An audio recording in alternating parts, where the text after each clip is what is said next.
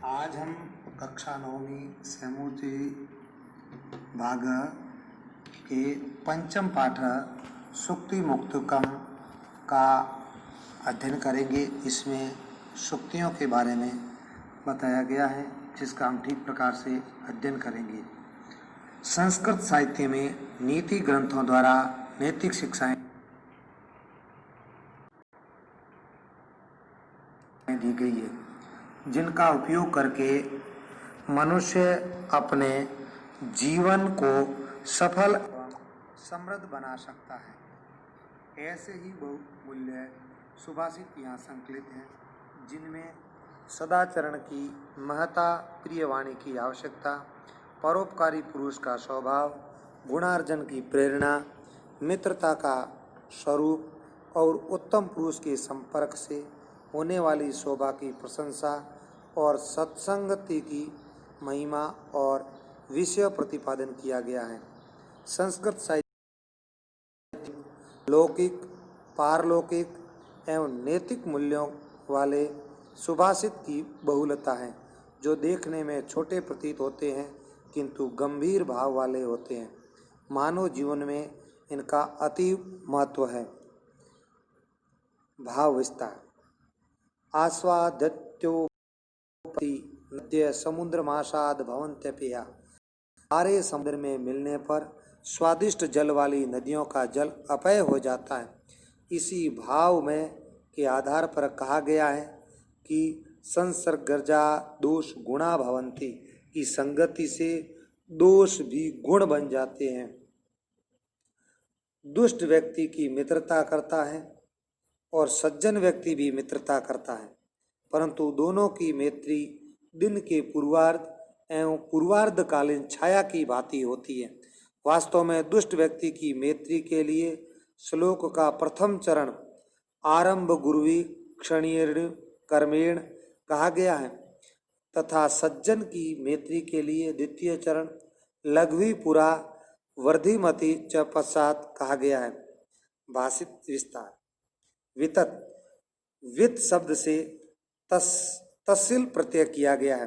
पंचमी विभक्ति के अर्थ में लगने वाले तस्सिल प्रत्यय का तह ही शेष रहता है। उदाहरणतः सागर प्लस तसिल सागरतः, प्रयाग प्लस तसिल प्रयागतः, देहली प्लस तसिल देहलीतः आदि।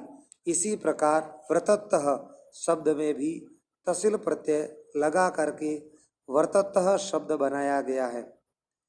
उपसर्ग। क्रिया के पूर्व जुड़ने वाले प्र, प्रा आदि शब्दों को उपसर्ग कहा जाता है। जैसे ह धातु से उपसर्गों का योग होने पर निम्नलिखित रूप बनते हैं। प्र प्लस ह प्रहरति, प्रहार यानी हमला करना। विह धन ह विहरति, विहार भ्रमण करना। उपधन ह उपहरति, उपहार यानी भेंट देना। समधन ह समहरति, संहार यानी मारना। शब्दों को स्त्रीलिंग में परिवर्तन करने के लिए स्त्री प्रत्यय का प्रयोग किया जाता है।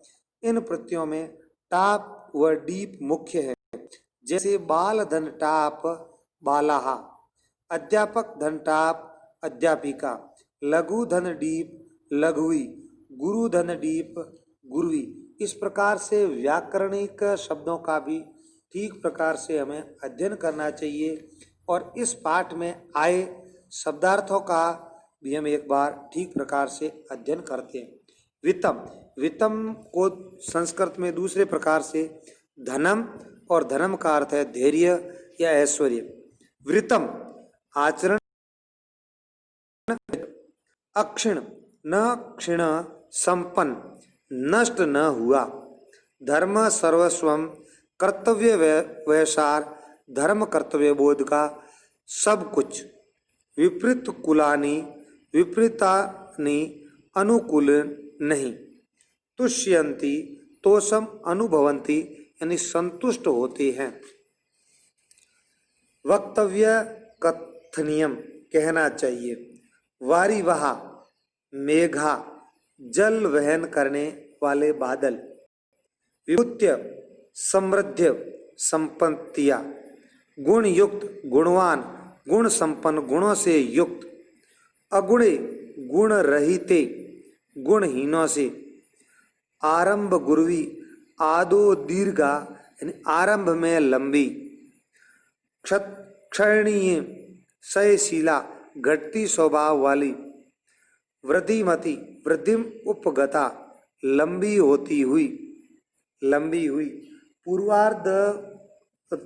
पूर्वार्धे परार्धे च, पूर्वा और अप्रहान यानी समय के लिए है, भिन्ना पृथक भूता छाया की तरह अलग अलग होना, खल सज्जनाना दुर्जन सुजानाना यानी दुष्टों और सज्जनों की, महिमंडल पृथ्वी मंडलाल पृथ्वी को सुशोभित करने के लिए, मराले हंसई हंसों से, विप्रयोग वियोग अलग होना, गुणेज्ञेषु गुणात् गुणज्ञातृषु जनेषु गुणों को जानने वाले में, आस्वाद तोया स्वादनीय जल संपन्ना स्वाद युक्त जल वाली, आसाध्य पाकर, अपेया न पीने योग्य न पान योग्य। इस प्रकार से हमको इस पाठ का ठीक प्रकार से इन शब्दार्थों देख करके भी अध्ययन करना चाहिए और हम सब इन शब्दार्थों को ठीक प्रकार से देखेंगे। अगले कालांश में हम सभी इस पाठ के जो सुभाषित आई हुई है इनका ठीक प्रकार से अध्ययन करेंगे और इनका अन्वय भी करेंगे और इनके बारे में जानेंगे। और तब तक के लिए धन्यवाद।